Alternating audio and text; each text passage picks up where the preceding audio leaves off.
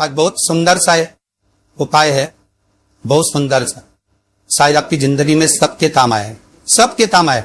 और नवरात्र में भी अगर आपकी कोई कामना है, आपकी अगर इच्छा है, आपका मन है, तो जगत जननी की आराधना करो। जिसको प्रैक्टिकल करना है वो यहां से जाकर भी कर सकता है, कहीं पर भी कर सकता, करना जरूर।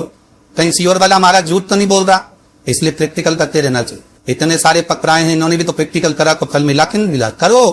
कहीं सियोर वाला झूठ बोलकर तो नहीं गया, प्रैक्टिकल जरूर करो। जिसको लगता है कि मेरे परिवार में कोई दूसरा व्यक्ति हस्तक्षेप कर रहा है, या मेरा पति किसी पर नारी के साथ में रह रहा है, या नारी किसी पर पुरुष के साथ में रह रही है, तो माखन थोड़ा सा प्रतिदिन मां जगत जननी के मंदिर में अवश्य समर्पित करें। 9 दिन तक समर्पित करोगे, कैसा भी दोष होगा, कैसे भी ग्रह होंगे, वो सब हट जाएंगे। और जीव आपका ये पूर्ण नवरात्र है जिसमें प्रेम आनंद बढ़ता है, इस स्नेह पर।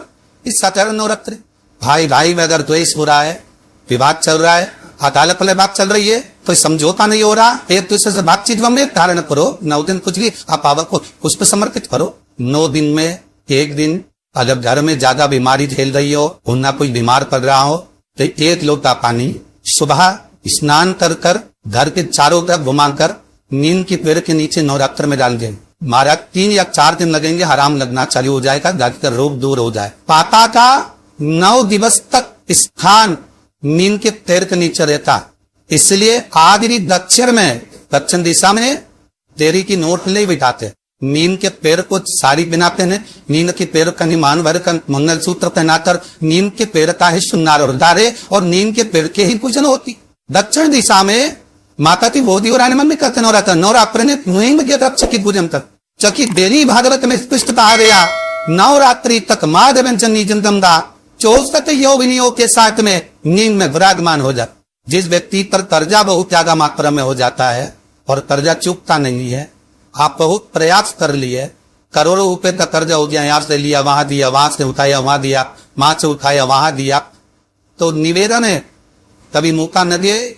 कर्जा मुक्ति के लिए सारे वृक्षों में अगर कोई श्रेष्ठ वृक्ष माना गया है तो वो वट का वृक्ष माना जाए। इसलिए प्रशासनिक कार्य में लिए, मानसिक टेंशन में, परेशानियों में बदकेश्वर महादेव का स्मरण किया जाए। और यदि निवेदन करूंगा बहुत ज्यादा, यदि आपको कर्जा हो गया, बहुत ज्यादा कर्जा हो गया और वो कर्जा चूक ही नहीं रहा, तो थोड़े दिन पर के पैर के नीचे आप बदकेश्वर महादेव के लिए 1 लोटा पानी, उसमें थोड़ा सा पिसा हुआ चावल पीसिए, जला लेना चावल को और पीस लेना, पीस के उस पानी में मिला और मिलाकर उसमें थोड़ी सी हल्दी पिसी हुई डालकर बदकेश्वर महादेव के नाम से बर के पैर के नीचे अपनी कामना कर जो कर्जा हुआ है उस कर्जे का भार देते हुए, स्मरण देते हुए छोड़े। इनसे बर के पैर की थोड़ी सी जड़ उठा लाए और उस जड़ को अपनी धागे में बांधकर या तो अपनी डाल लो या अपनी जेब में पटक लो,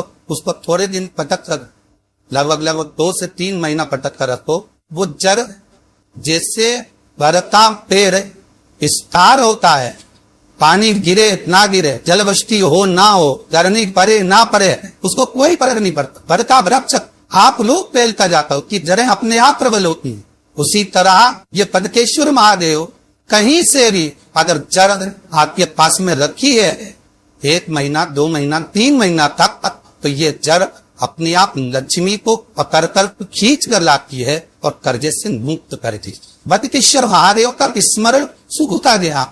शनिवार के दिन जो पीपल के वृक्ष में सरसों के तेल का दीप लगाता है, उसको शनि कभी परेशान नहीं करता। एक बात हमेशा ध्यान रखिएगा, मान लो अगर कोई भारी रोग हो, ऐसा शनि महाराज के कारण हो गया हो, अच्छे काम करते करते उल्टे हो रहे होते, किसी किसी के साथ में विपरीत परिस्थिति आ जाती है।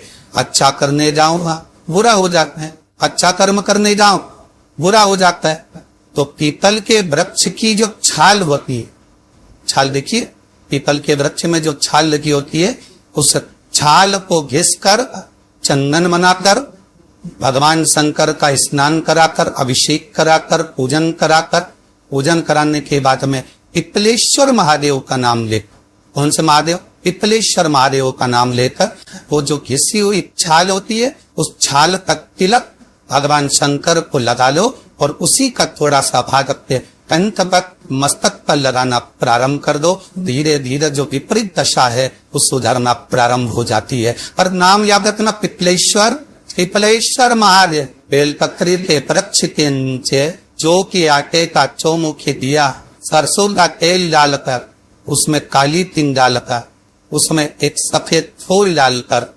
बेलपत्री के वृक्ष के नीचे जैसे एक चौमुखी दिए को जो के आटे के दिए को लगा दिया जाता है। जो व्यक्ति चिड़चिड़ करता है, जो व्यक्ति क्रोध करता है, जो व्यक्ति अपशब्द बोलता है, आना तेरा बोलता है, ताने देता है, ईर्ष्या रखता है, घर में चिड़चिड़ करे, पूरे घर को अस्त व्यस्त कर रखा, उस व्यक्ति का नाम और गोत्र बोलकर मात्र एक दिया लगा दिया जाए, व्यक्ति अपशब्द कहना बंद कर देता है। उसका प्रेम प्रबल हो जाता है, उसकी ईर्ष्या समाप्त हो जाए, उसकी नफरत समाप्त हो जाए। कहां से बार बार कहते ना, कई बार आपको कहा कि आपकी अगर धन की कमी पड़ रही है, पैसा नहीं आ रहा, व्यापार नहीं चल रहा, दुकान नहीं चल रही, धंधा नहीं चल रहा, नौकरी नहीं लग रही, सर्विस नहीं लग रही, तो हमने बार बार आपको कहा है एक दिया बेलपत्री के पेड़ के नीचे लगाओ घी का, और एक दिया शंकर के मंदिर की चौखट पर लगाकर, बार बार आपको कहा।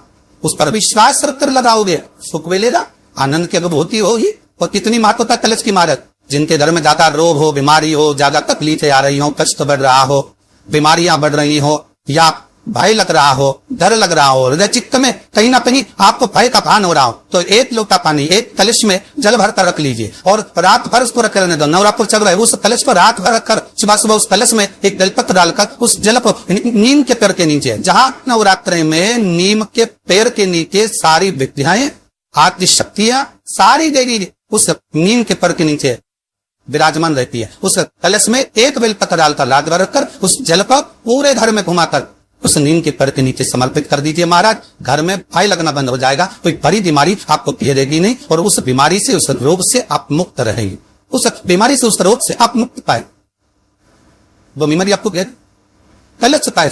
सूखे आम के पत्ते जमीन पर गिर जाए, कैसे बढ़ते, जब पतझड़ का मौसम आता है तो आम के जो पत्ते नीचे जमीन पर झड़ते हैं, 21 पत्ते कहे दरकर उसको आग लगाकर जलाकर भस्म तैयार कर लीजिए।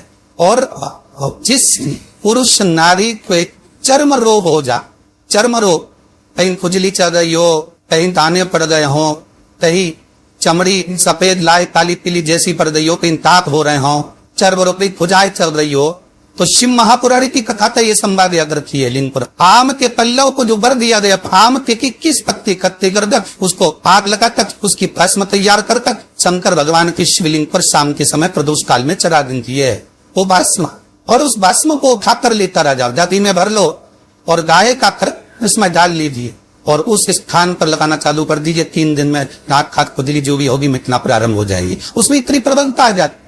शंकर को जो भस्म चाहिए, आम के पत्ते की भस्म का भी हमारा शास्त्र वर्णन करता है। उस भस्म का छान कर पीस कर उसकी कोई दुकान आप डाल रहे हो, नया व्यापार चालू कर रहे हो और लग रहा है कि चलेगा कि ना चलेगा। पहले भी मैंने तो चालू पंडाल कर देख ली, नहीं चली, अब नया डाल रहा हूँ, कर्जा कर डाल रहा हूँ, पैसे ला कर डाल रहा हूँ, चलेगा नहीं चलेगा। तो उसके लिए सबसे पहला काम करो, कम से कम दुकान खोलने के 7 दिन पहले आम के पत्ते की बंदरबल बन, दुकान का मुहूर्त होने के 7 दिन पहले आम के पत्ते की बंदरबल बांधो और कहीं आम के पत्ते की भस्म मिल जाए, तो ही भस्म जो आम के पत्ते की सुखाए, सूखे वाले अलग से तोड़ के मत सुखाना, जो पत्ते नीचे गिरे हो उसको उठाकर सुखाकर, सूखा हुआ जो पत्ता हो उस पर जलाकर उसकी भस्म बनाकर उसमें थोड़ा सा चंदन मिलाकर और उसी से सम्मुख में जहां 7 दिन पहले तुमने बंदरबल बांधी है,